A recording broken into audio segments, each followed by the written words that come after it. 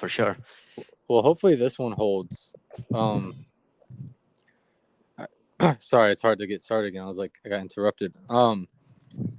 I was sparked because you're a business guy, and someone was telling me that your business is actually in Chicago. Yep. And you run it from here in Tampa or Pinellas? Yeah, back and forth. We moved about a year and a half ago from Chicago when it was COVID. Oh, But okay. I go back and forth. That's why I'm like, I'm in the gym, I'm not in the gym, so I got to go back, and then I See, got to come back. that's very interesting because it's like a lot of people have the concept of like being a business owner is like a 60 to 80 hour a week type of grind. Yep. But to see somebody and hear about somebody who's like, I mean, dude, to me, from what I know of you, which isn't too much, but seems like you're kind of living the dream. You get to train, compete, run your business kind of remotely, right? How about now? I can hear you perfect now.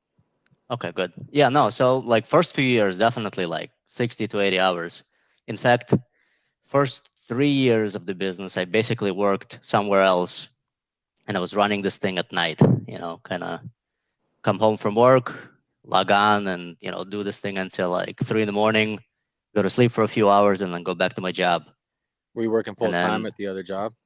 oh yeah, it was straight out of college. I ended up working for a friend of mine. Um, I was there for 14 years, basically building up his company, and then like 14 years into it, I started looking elsewhere. I was kind of bored. I basically did every role there, and then I was like, I got to do something for myself. And then I started this thing, and again, I'd come home from work and was doing it pretty much like 40 hours outside of the 40-hour full-time job. And What is then so what is that your business that now? so we do packaging manufacturing. We make paper tubes. Really? Yep. See, it's interesting because a lot of people. That's another interesting thing. Business just interests me, dude. Because like, there's so many ways to make money, and so many different ways to do each niche. You know what I mean? Yep. That you talk to someone who makes paper tubes and can make a living off of it, and then you talk to people who are like chasing the dream. It's what got you into making paper tubes. Oh, long story, but Please share. ultimately, yeah, absolutely. So, ultimately, I was working for a friend of mine straight out of college, and again, the way I got into that job was pretty weird too.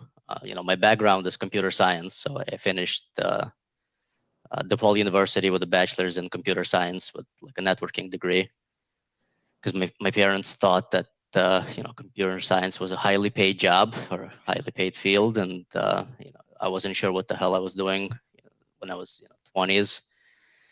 And I was like, might as well finish something. So I ended up finishing that degree, and um, I was kind of dabbling in graphic design. So I was hanging out, like this is early 2000s, hanging out on these websites, kind of doing Photoshop and Illustrator, and just kind of being involved in the graphic side of things, completely self-taught, just, had an interest in it.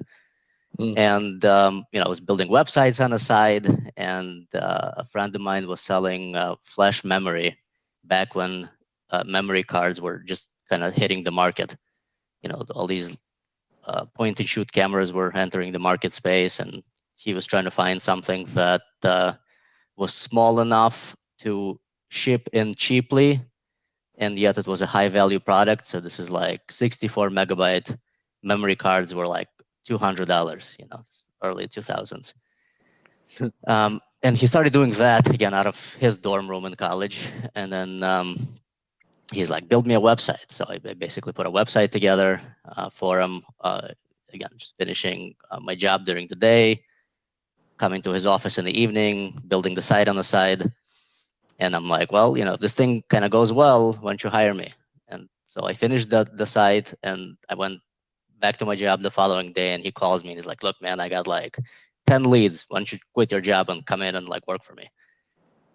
So I Damn. basically quit the job and came in and, kind of started working sales. And this was like a small office with a computer in it and pretty much nothing else. And In the 14 years that I was there, we ended up building it into like a multi-million-dollar thing. But again, it wasn't mine. I was just doing it for somebody else. Damn. And yeah, it still worked out. But I basically did everything from sales. Then I got into sales management. Then we got into kind of business development. Then I got into operations, and then I got into licensing. And the memory stuff we were selling like business to business. So this was more to like parasailing guys who needed a lot of memory cards, and also like flash drives with logos on them for like promotional products companies who were like uploading stuff on the flash drives and giving them away at trade shows as giveaway items. Okay. And when we got into licensing, we picked up a Game of Thrones license from HBO, and then we picked up a Walking Dead license, and we started making kind of these like cool molded flash drives in the shapes of zombies and shit, and things from the game of. Yeah, I know, it was pretty cool. It was That's all sick. from like, yeah, it was cool. They're still out there. If you search for it, I'm sure you'll find them out there. You best believe I'm Um, gonna go look those up. yeah, man, they were cool. They were like custom molded, and we made them out of alloy, and we made them out of PVC, and it was just like little figurines, essentially, like collectible figurines, but with flash drives built into them. That's sick. Yep. And then so, That's so smart because that's like, and you're probably doing that at the peak of the hype too, right? yep. I got into HBO. That was like the first license we picked up, and it was like season 3 or season 4 when everybody was watching it. So like we sold a ton of those drives. Oh, that's fucking awesome. Yep, we were in like I Barnes and got Noble and all that shit. So like I basically ended up, making a consumer product, and we had no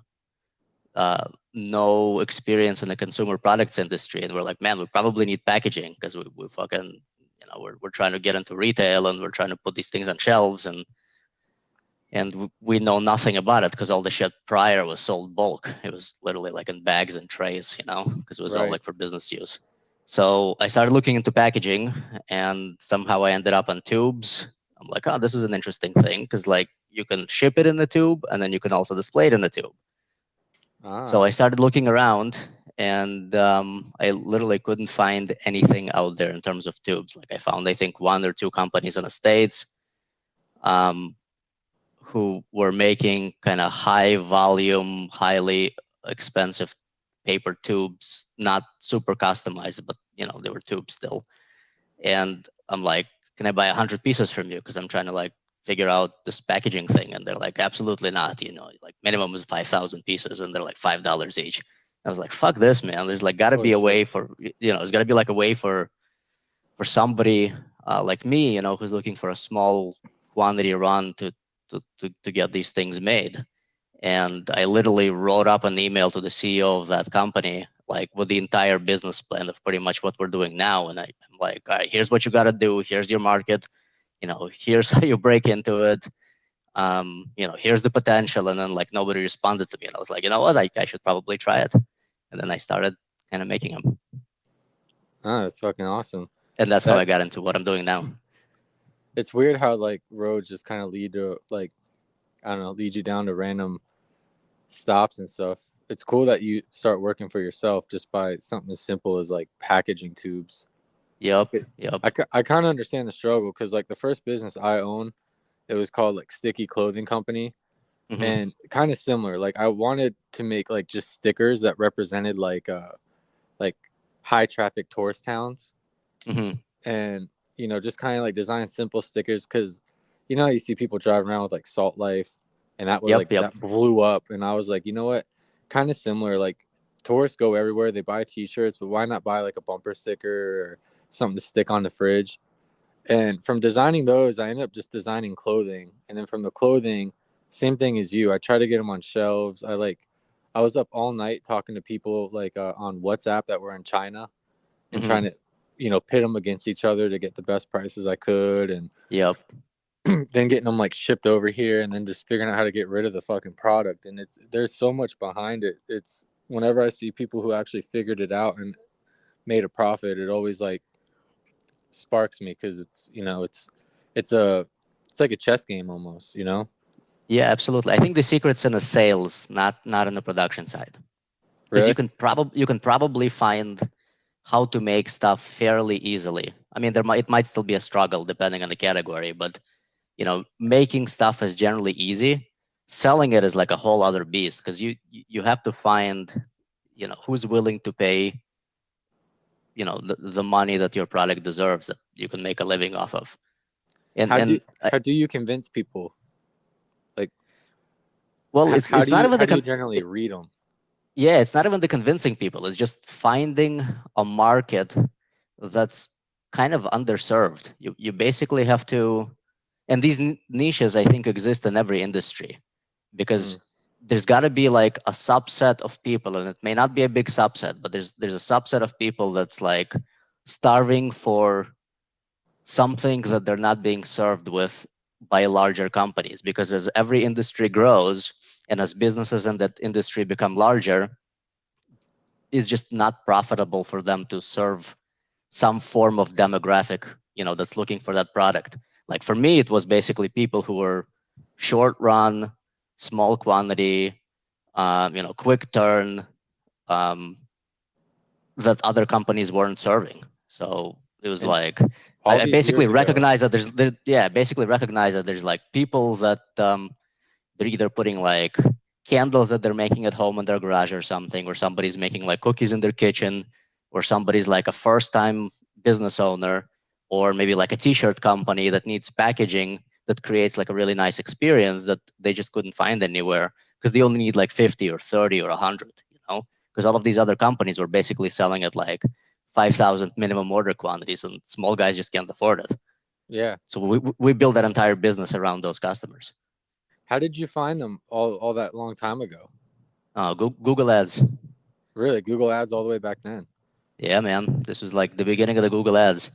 What kind of I did some keyword research, figured out again what people were prone to buying this form of packaging, and just kind of put together a quick Shopify website, and ran like $100 budget on Google Ads, and saw what came through the door, and it was enough to kind of get going. Did you like have to do like split testing and constant monitoring to kind of niche it down? Yeah, absolutely. Again, especially with like no capital, because Yeah. I'm like, all right, I'm gonna dedicate like $5,000 to this thing, or like $10,000. Literally just like emptied the account, bought some tubes in China, brought them into my garage, threw some ads up, built a Shopify website, and I'm like, all right, let's see what happens. Like worst case, I lose $10,000, but like the upside seems worth it. See, dude, that's where I struggle because I'm one of them people who, and I'm doing it right now, and I'm trying to push through, but I have like a 9 to 5 for the first Yeah. time in fucking years. Like I've always been, um, either like self-employed or like made ends meet different ways, or I've always been the guy who's always trying some new route to get something that sticks, something that catches Yep. on. I haven't had a lot of a whole lot of education in that direction, so it's always me going from square one and learning as I go.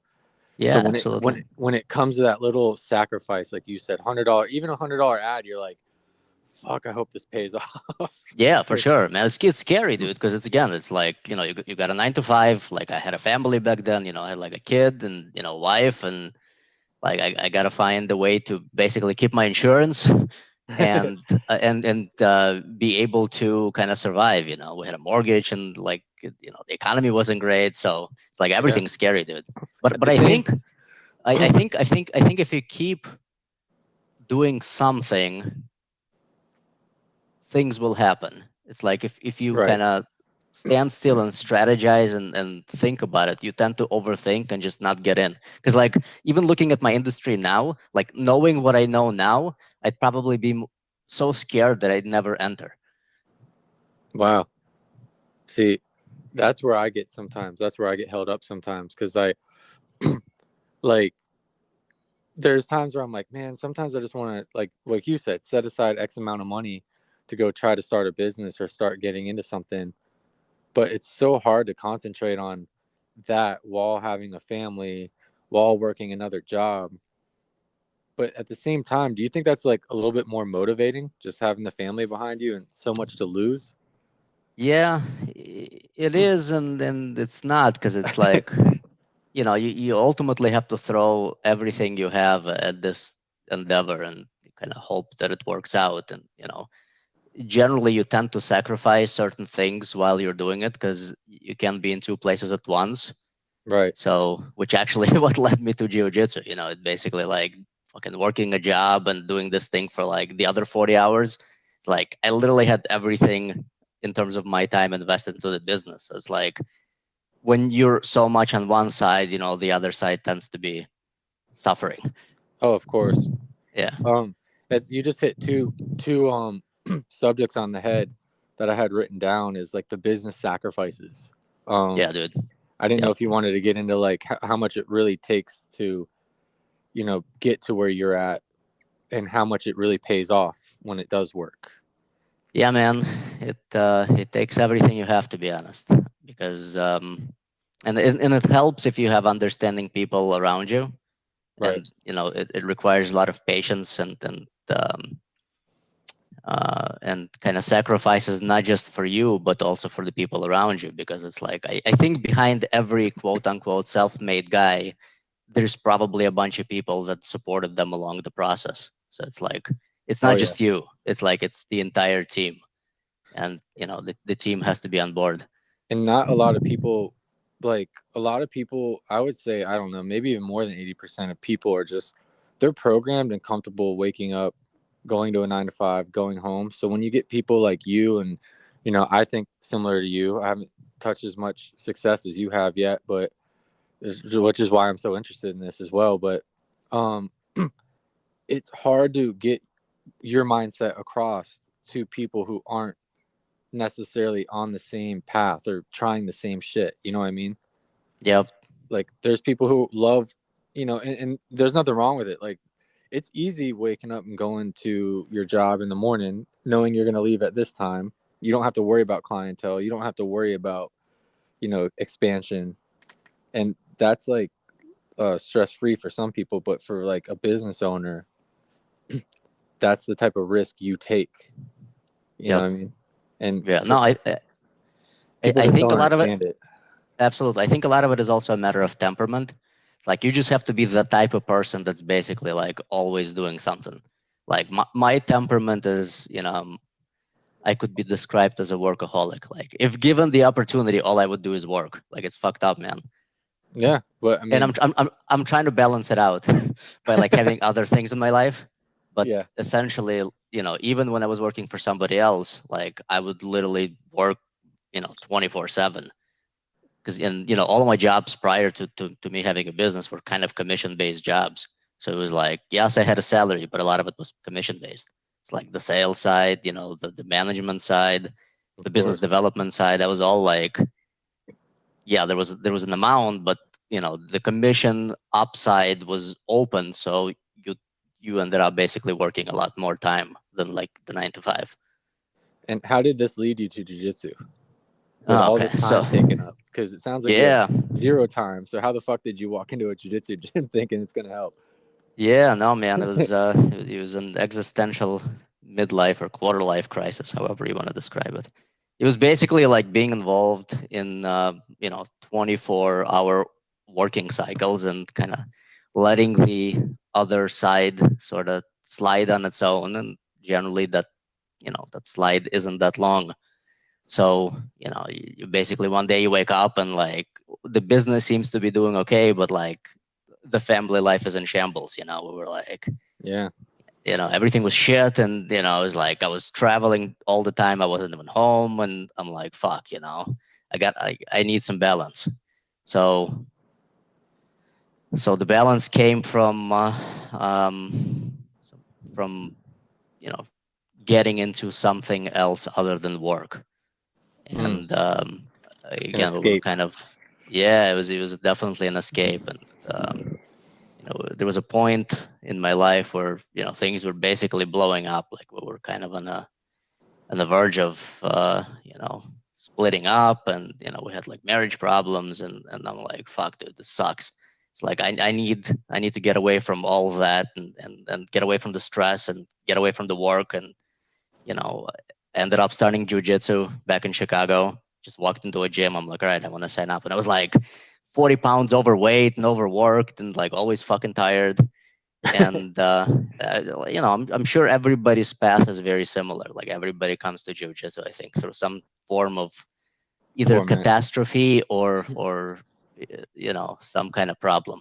I don't think people generally walk into a jiu-jitsu gym Yeah, right. at 40 years old, unless they've been doing it for a long time since they were kids. Like if you look at these athletes, they're generally people who started at like age 10 because their dads were doing it. Right. But anybody who walks into a gym at like 35, 40 years old, chances are they're dealing with some kind of fucking problem. No shit. Yeah, yeah. I, So it's like, I walked in there, started doing it, and then like COVID happened. So we closed for COVID. I'm like, fuck, I still need something to do. So I found another gym. And that was a boxing gym. So I did boxing for like a year. And then I did Muay Thai for a year. And then the other gym reopened while I was doing boxing and Muay Thai. And I got back into Jiu-Jitsu and I was like, oh man, I like this a lot better. So I yeah. dropped boxing. I liked I dropped Muay Thai and I started Jiu-Jitsu again. And I'm It's just basically coming in daily and, rolling, and, the problem sort of worked out on their own. Between Jiu-Jitsu and Jordan Peterson, life got put together somehow. It's funny is like I kind of covered it like briefly on the depression episode that I just recently posted. That it was almost the same. Was I competed and did all this stuff beforehand, and then I kind of let the depression and anxiety like run me Yep. to where I wasn't even showing up to the gym because I was just so used to feeling like shit mentally that I had this thing in my head like I have to feel good to walk into the gym. Yep. Until one day I tried it and I just said fuck it, I'm gonna walk in and give myself like a free week.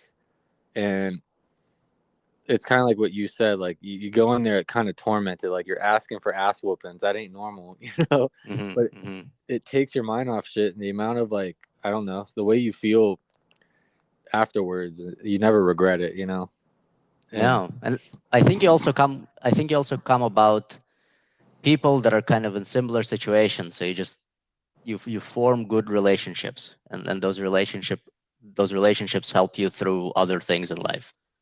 yeah, it's very true. Like I said in the beginning of the other one that disconnected. A lot of times, like if I know people on the jiu-jitsu mats, it's really all I need to know about them these days. Yep.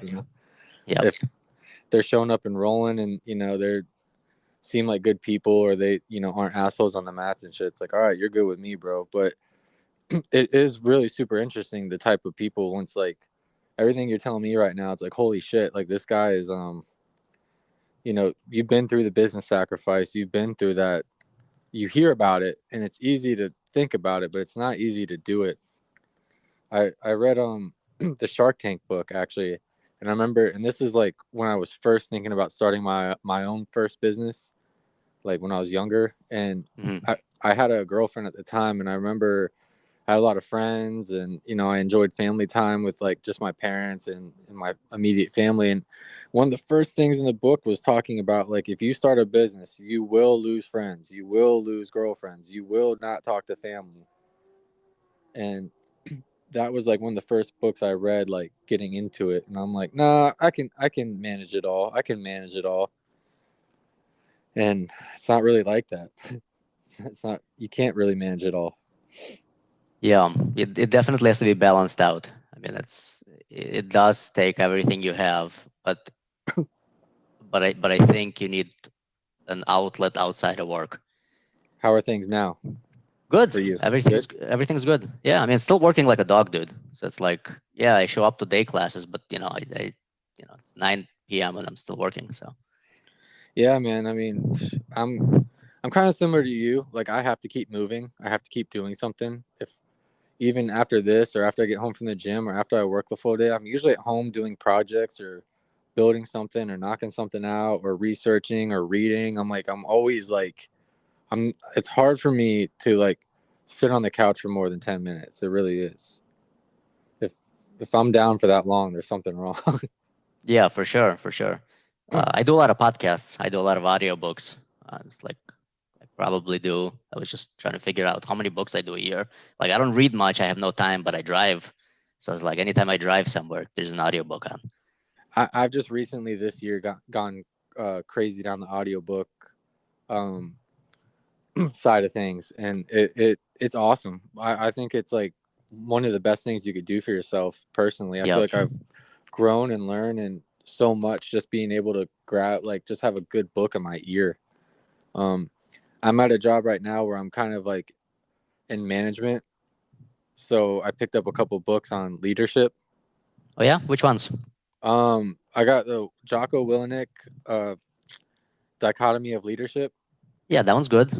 Yeah, I just finished that one, and I've got a couple other random ones in my wish list. I want to like work through and read the previews, but I ended up buying the Bob Iger book because I just want to Oh learn yeah, about. Yeah, the I just Disney want to learn guy. about him. Yeah, the Disney guy. I Yeah, it's all right. I read that one, and I'm looking at it on my shelf now as we speak. It's all right. It's just I think he ended up in kind of a role at the right place at the right time, okay, as the company was changing. Like, those types of CEO based books, they're generic. difficult. Yeah, a lot of them are generic. It's like, I was an intern. There was a job opening. I said some shit. I got the job. They gave me some power. I fucked some people over, but like I rose up the corporate ladder and, um, you know, made some like mergers using other people's money. And, here we are doing great as a Disney. Like that's basically that book in a nutshell. It's like, again, I'm not shitting on, I'm sure he's a smart dude. Right. Obviously he's in the right position, with the right skill set. But like, I don't know. I tend to look at Is there that type of yeah that type of scenario with some skepticism. is there a business book that you do recommend? Business books, Or anything by Malcolm Gladwell is pretty good. They're not business books per se. mhm. They're more psychology and just kind of sociology books. Oh, that's You know, cool.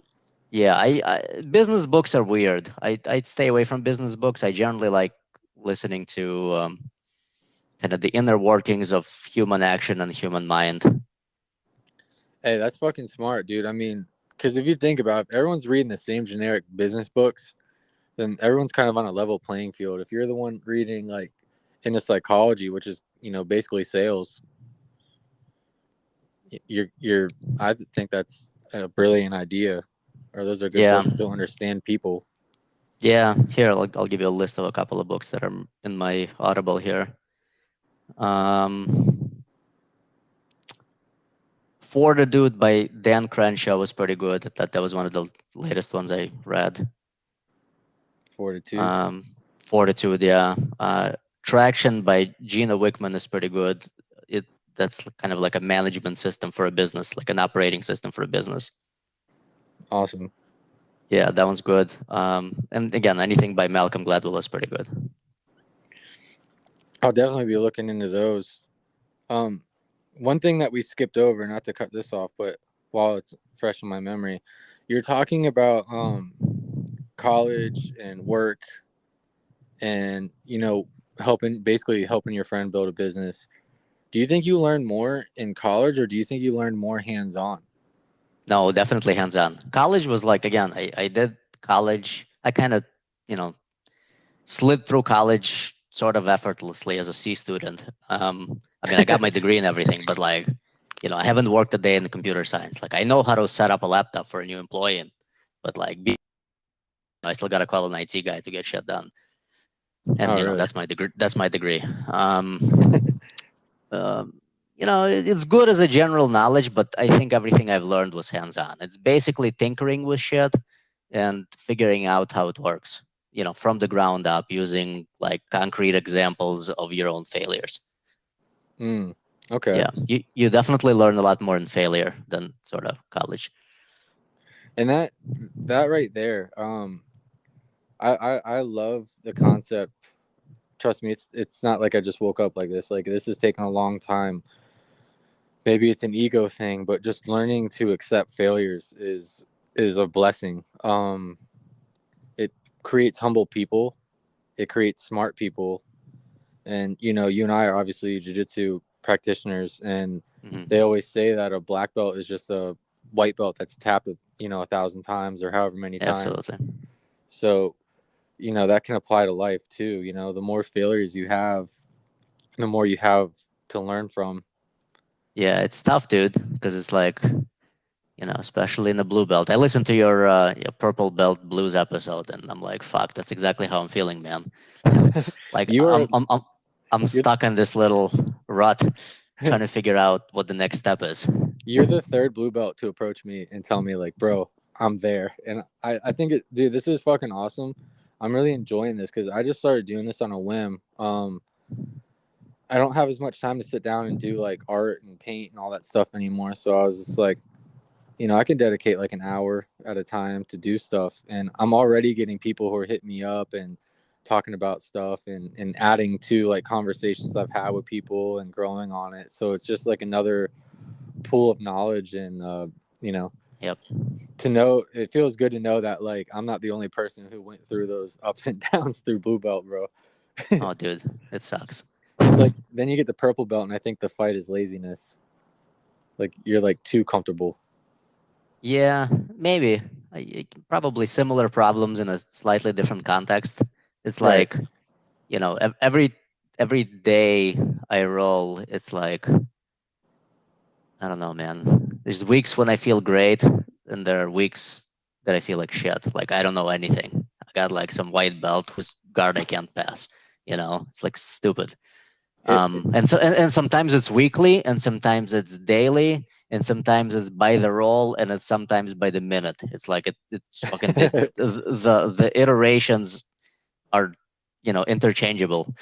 it's such a clusterfuck of a belt, dude, because you aren't you're like a dangerous human being, but you have enough holes to where like somebody who's like a spaz or like a white belt who's like really gunning for you can give you Hmm. issues because you're not like a Hmm. full suit of armor. Yep. And then at the same time you're climbing up the ladder, so you want to look good and come at like the purple belts or the higher blue belts. And then like some days you're just literally the hammer, and some days you're literally the fucking nail. And it's Yep. it's it's it just go back to what we said earlier, dude. Just take your failures. The Yeah. best No, thing to for do sure.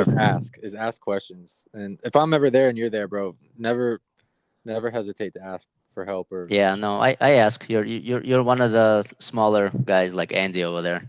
We're all in yeah. the same camp because, like, especially when I'm rolling with like Jackson or something, it's like a 260-pound white belt. It's like there isn't much I can do other than stay away from being the bottom. But dude, Like for context of the listener, I'm a 41-year-old, 145-pound dude. It's like you're with only no flexibility. 145. Yeah, 145. Oh damn, I would never guess that. Yeah, man. Yeah. I'm 160, 165. I thought you were at least that size. No, no. When I started jujitsu, I was 180, man. I lost like 35 pounds in the 2 years that I was rolling. But do you feel better? Oh, I feel great.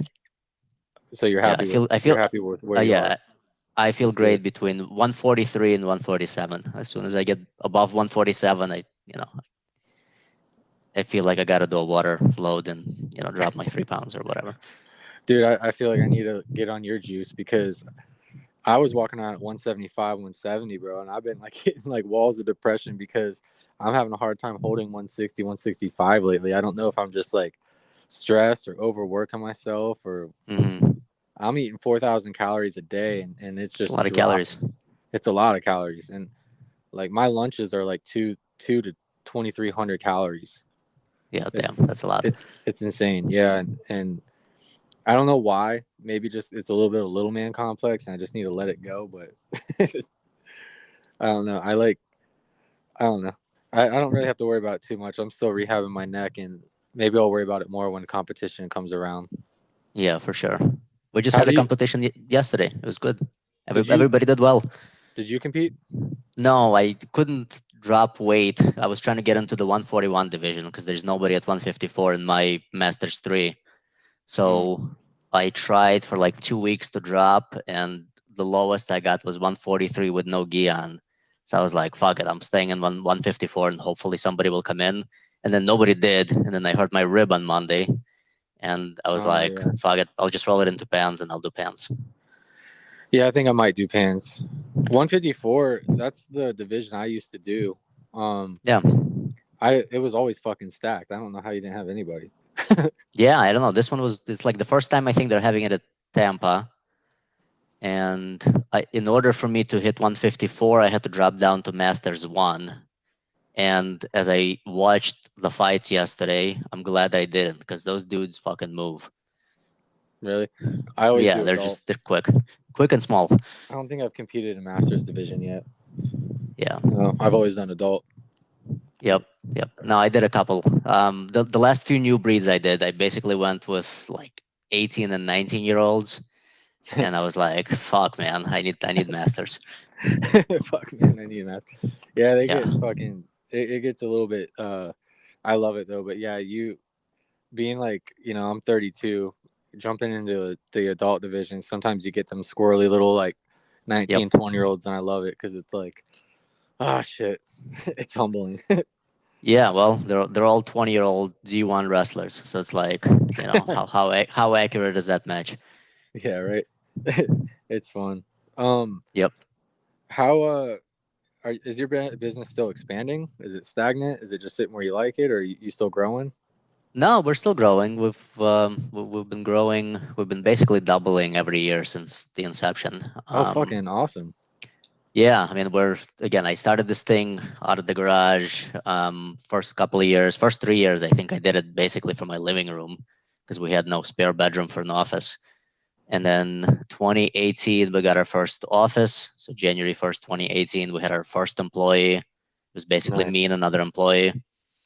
And today, so last August of 2022, we bought a 26,000 square foot warehouse in Chicago, and we got 22, 21 people in Chicago, and I have 5 people in China. Oh wow, So yeah, we're pretty big. dude, this is That's why I can let my hands go off of the pulse once in a while, because it's kind of self-sufficient to some degree. But if I do it for too long, there's chaos ensues. I So I was still just have to be part of it. I was just about to say, and I don't remember what audiobook this came from. It'll probably come to me, but from the E-Myth. There are people who one thing I noticed and I really liked was there are people who own a business and then there's people who own a job. And Yeah, the difference is being able to walk away from the business and it run itself. You own dude, a it's tough. business. It's Yeah. super tough. And like the owner of McDonald's or the like he basically made a franchise. He didn't make a burger restaurant. He made a business that runs Yep, itself and he sells that business model. And yep.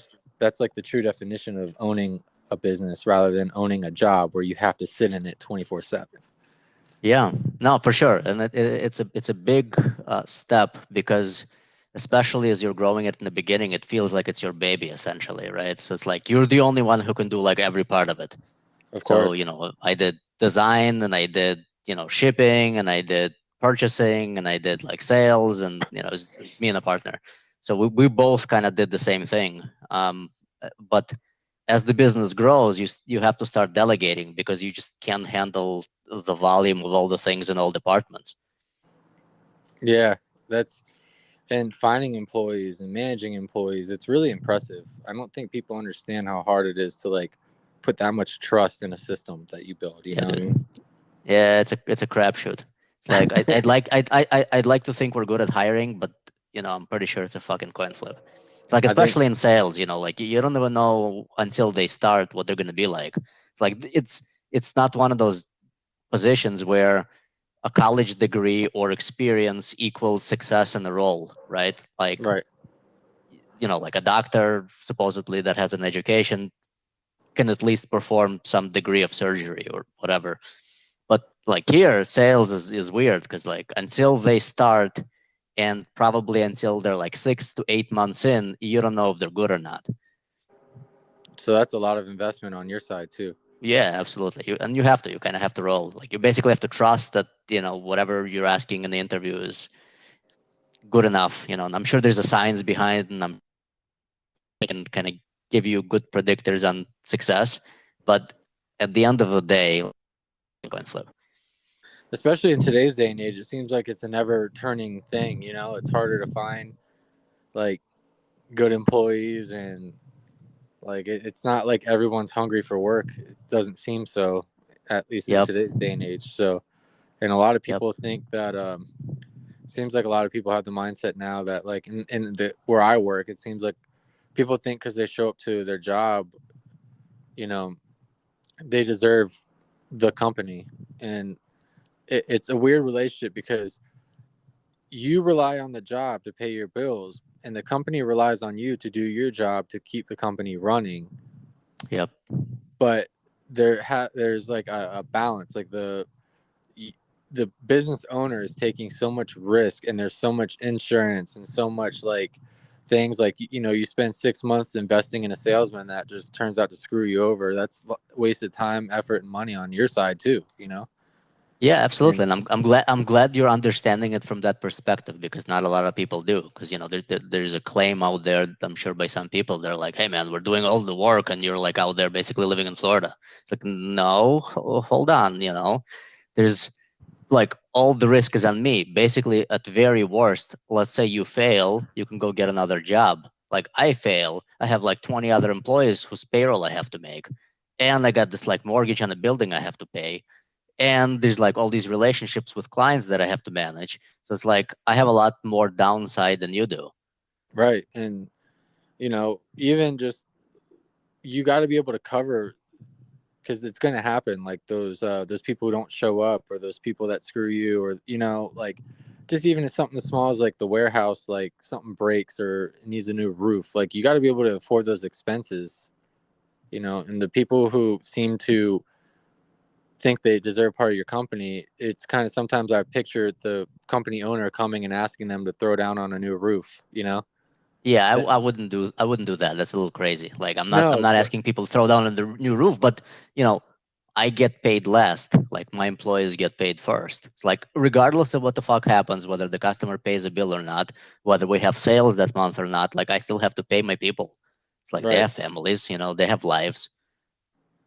No, yeah, and I was just saying that as like an example of like the people who think the employees who have that kind of attitude of like, well, what the fuck, we're doing all the work. And Yeah. to me, to me, just like a simple something like that is like kind of like would hopefully put it in perspective for them. Like when something breaks, can I come and ask you to help me fix it? Yeah. Or Yep. Yep. since Yep. so like it's a weird relationship because employees are a lot of times undervalued and maybe sometimes taken advantage of. But at the same time, like the business owner, not many people understand how much they go through and how much stress and how much shit is really behind the doors that they don't see. Yeah, absolutely. And and if you're working for somebody who you feel is taking advantage of you, that's like, you know, It's a, leave and find something else. We tend to not to do that because we were employees once ourselves. It's like I know what it's like on that side, because not only have we done the roles that they're in, in the company as we were growing, that they were hired for now, but also like I was in the same position, man. Like I worked somewhere else for somebody else, and it like I never felt that they were trying to screw me. I was basically giving it my all, regardless of where I was, whether it's working for me or for. that's such a good attitude. Do you think that like this is something that was just born into your mind? Do you think this is something that you manifested yourself, or do you think that like you being this type of person is just like, where do you think it came from?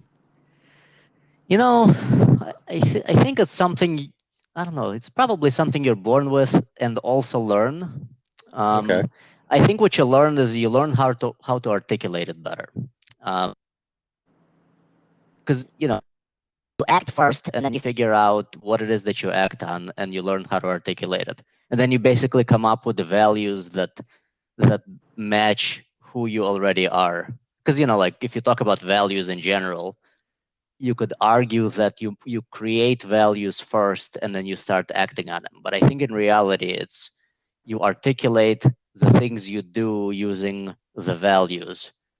It's Mm, like are basically, and my personal values are like top three are, competence, integrity, and curiosity. And as I think about those things, it's not that I came up with them and I started, I changed my whole life to act on those values. It's like I'm just articulating who I am to begin with. Because like I'm always somebody who's curious, who's like tinkering with shit to figure out how they work. Uh, I'm always like a hardworking dude who's basically trying to be competent in what I'm delivering, how I'm approaching things, what value I'm delivering to the people I work with. And then, integrity obviously is part of that as well. Like you basically right. have to say the truth and, make sure you're not like full of shit. Yeah, and that's people always appreciate that. It's funny. I learned that in serving, like serving tables. That Absolutely. Yeah. Like the service industry, like lives with those values, I think. yeah, if you got like tables and some shit's going on, like and for all those people out there who go to restaurants and get pissed about food taking too long or where is it, there is a lot behind closed doors that goes on with that too. Sometimes some other server steals your table's food and that's not anything you did wrong, and Yep. now your table is penalized. But there's like the people I noticed in the serving industry that would go up to their tables and lie and try to bullshit them, and didn't really put their mind at ease. But anytime I went up to the table and said, hey, look guys, like there's a little bit of a speed bump in the kitchen, they're working on it, they're working hard, sorry about that, I'm keeping my eye on your order, can I do anything in the meantime for you? Usually those people I would get like call parties and those people would like it because you're just straight up and honest with them. Absolutely. Yeah. No, I, I think that's a great thing. I think that's the way you have to approach everything. It's like some kind of problem happens, like I apologize. Here's what happened. Even if it's bad news, let me know if there's anything I can do for you. Let me go above and beyond to make sure you're satisfied. And I think people value and appreciate that. yeah, it gives them the vibe that you care and you're working on it rather than like lying. Then they feel like you're just like conniving them. Well, then you also can't keep the lies straight. You have to fucking lie to cover up the other lies. Like next thing you know, you're like four lies in, and you have to like fabricate shit. we're What's four the point? It's like a lose lose. You we're know? four lies deep, and I don't know what to do anymore. Yeah, I don't know, man. It's like restaurant's closing. I got no fucking food. Leave. No shit. You Yeah, the only out you have left is like, all right, I quit. yeah, right. You also you said you travel a lot and you actually train while you travel. You go to like trade shows or something. Yep. We do like 4 trade shows a year. We go to like meetings. Some last week I was in LA training with some AOJ guys. When I'm in Chicago, I train with a couple of gyms over there. Hmm. So yeah, definitely bring my gi everywhere. Let me ask you this: do like different gyms give you different vibes? They do. They have different formats of training, and you know, before I go, I try to do the research on which gym I'm gonna go to, because anytime you search for BJJ in any area, you'll see like a bunch of shit. Right. I was in LA.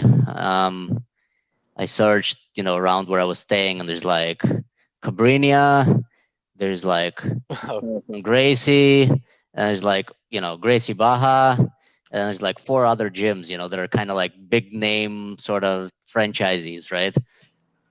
Right. The one I went to is just like a small gym that's ran by, 2 brothers. And, I looked at the website, photography looked great, the language looked great, it didn't look generic. Like I read the reviews, looked pretty legit. So it's like, it was a vibe I can kind of get in bed with. So that's the gym I chose. How'd it go? It was great, man. Those guys are excellent. First of all, they were my size, which is A a plus. rare find. You know, Rodrigo is a big guy, so like his game is slightly different than the one I play. Oh, for sure. Yeah, and then in Chicago, I trained with smaller guys also. So it's like I learned a lot from those guys. Not that I don't learn anything from Rodrigo, obviously, but like where he can reach, I can only hope to reach. Dude, I have like so much trouble fighting with these like big giants, dude. Like Yeah, I I know. go to I'm like dealing with all giants. It's fucking strange, man. Everywhere I go, they're all smaller. It's yeah, I know. I wonder if like he just attracts like taller people. Like I go to leg drag these motherfuckers, and like their legs are so damn long. Mm-hmm. It's so hard Mm-hmm. to get the pass because I have to like close so much distance. Yep. What is there like a specific vibe you like, or are you just kind of like open minded, like you kind of like it No, all? I just show up. I show up and roll with what they got.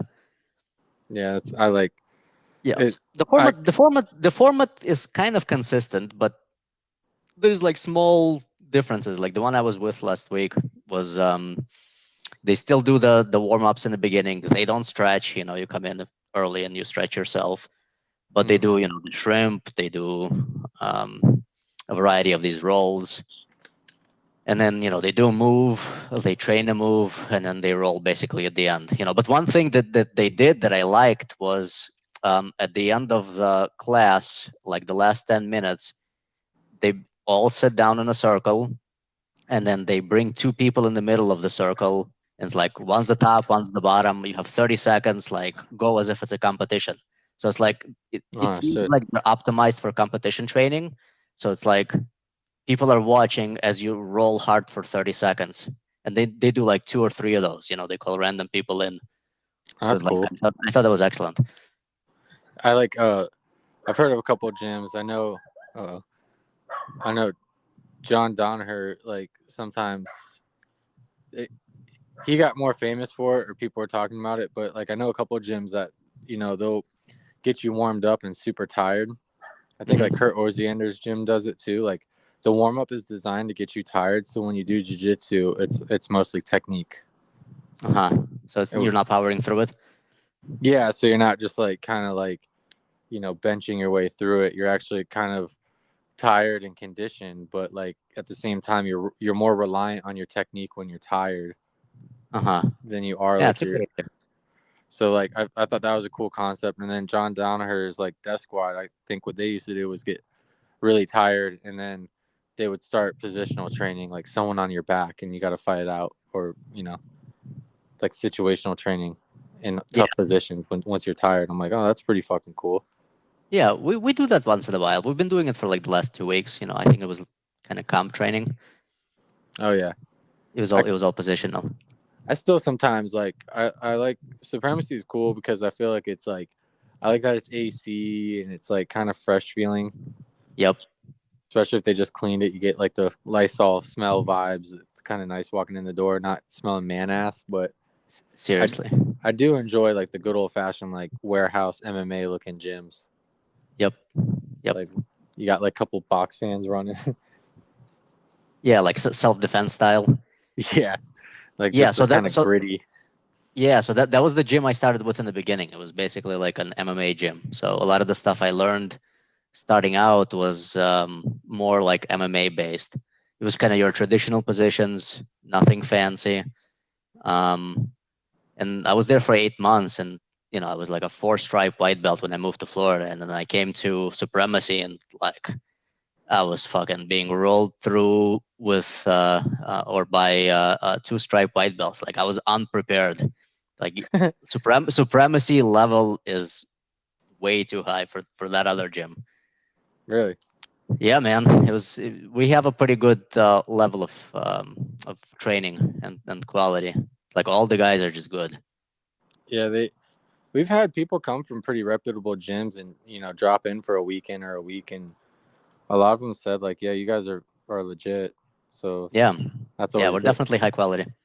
I just always keep in mind that every gym is the best gym. You know what I mean? Any gym you walk into will tell you they're the best gym. Hmm. So I'm always like, curious as if it's like just a preference thing, like you like this style of gym or you like this style of training. Yeah, it's best gym But in their own context. You're sort of you're in your own bubble. I think that's why I like going to other gyms, just to see kind of where I stand in regards to a general community rather than being in your own bubble. Because a lot of times you kind of roll with the same guys, you know their game, yep, you know their style, you know the format, and you feel good or you don't feel good, but then you go somewhere else and it's like a completely different game. yeah, man. Like, and I think it might be somewhat of a controversial thought, Um, but I kind of support it. Like I think that I kind of get it from like the gym owner side of things, but I kind of think that like if you're for your students, like cross training every now and then is not a bad thing. You know, like being able to walk into a different gym and enroll with a different style and a different type of person, and you know, just being able to like kind of go out of your comfort zone is cool, in my opinion. Yeah, yeah, and then you bring good things back, and you kind of you have the ability to gauge what else is out there. Just because I like steak doesn't mean I want a burger once in a while. Yeah, right. It's like you just think of it the same way you basically go to restaurants. Like if I like Italian, doesn't mean I'm exclusive to it. You still want to kind of venture out into other things. But like, will I come back to the same Italian? Absolutely. Like that's my food. So it's like supremacy is my gym just because I go to other places. You know, Ba- that, Baskin that, that Robbins got doesn't 31 mean I don't flavors value it. Yeah, absolutely, for a absolutely. reason. Um, Hell yeah. so your business is pretty much is it pretty much running remotely, or do you have like a storefront here or a warehouse here? No, I got nothing here. Laptop. Wow. Yeah, got a laptop. I have a partner. My partner lives in Chicago and he's at the office daily. And I How did you travel back become the and lucky forth. one? I became the lucky one because we closed, and I basically said we're moving, and he was like, "Fine." So we ended up in Florida. It was a good move, man. I love Florida. Florida is excellent. It's like it's a much more chill of a vibe. Like in Chicago, all you want to do is work. In Florida, you want to do everything but work. Like it's strange, man.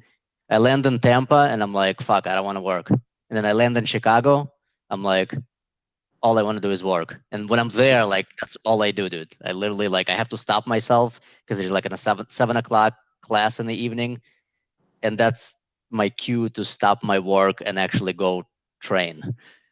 And because And if I wasn't doing that, I would still be working through the night. It's fucking weird.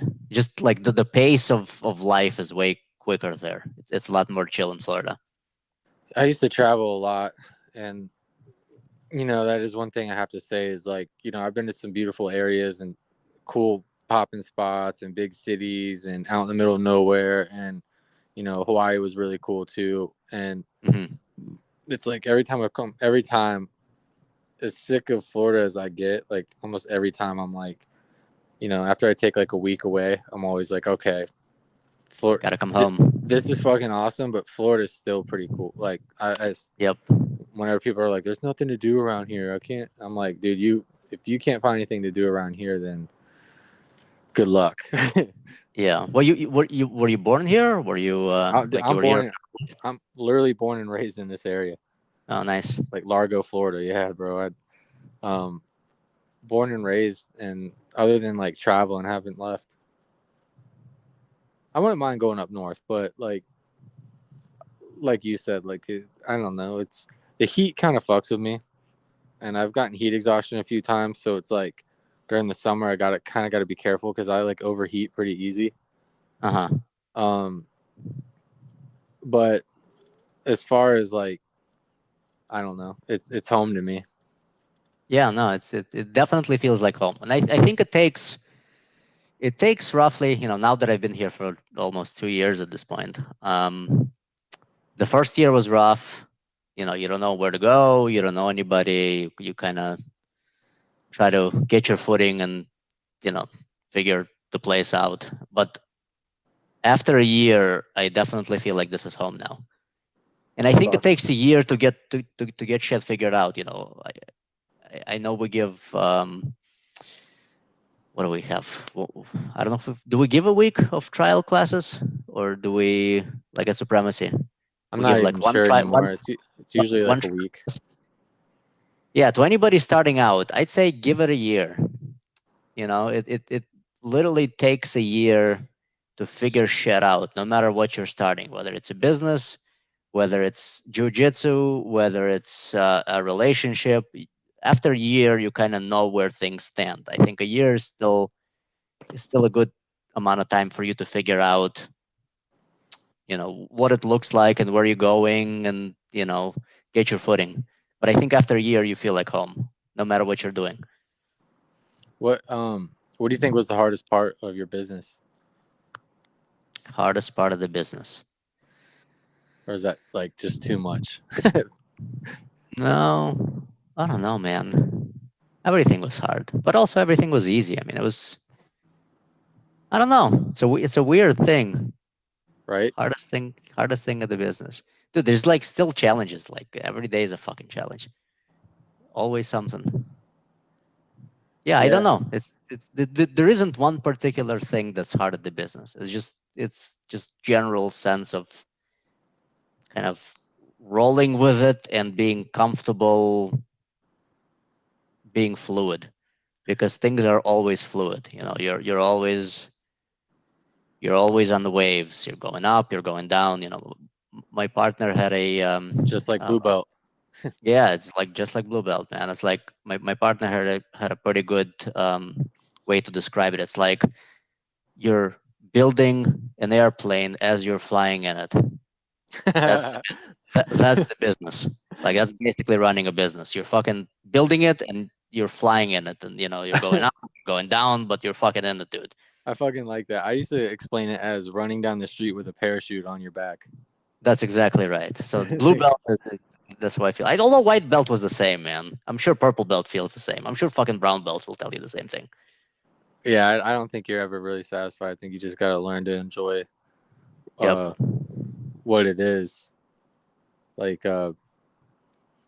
it's weird that like you said, like nobody really walks in there just normal, like having a good No. day, hits up Starbucks, maybe Target, and says, "Okay, I'm gonna walk into jiu-jitsu today."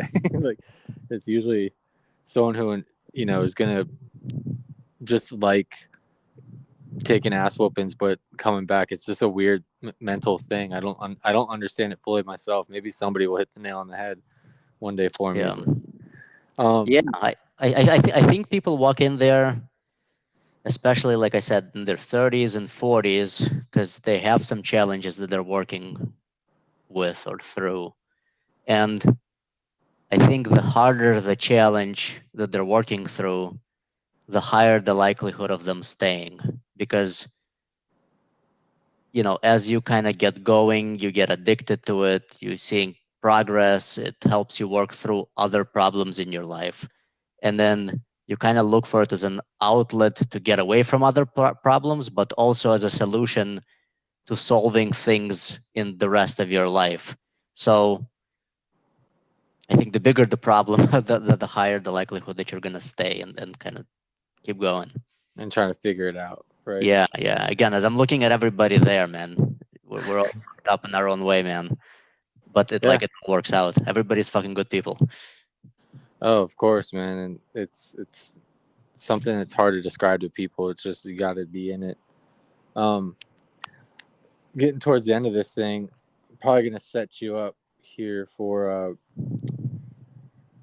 I guess just like I was just gonna ask you basically for advice for like any kind of business plateaus. Like, do you think there's any, kind of advice you would give somebody who's hitting plateaus in business?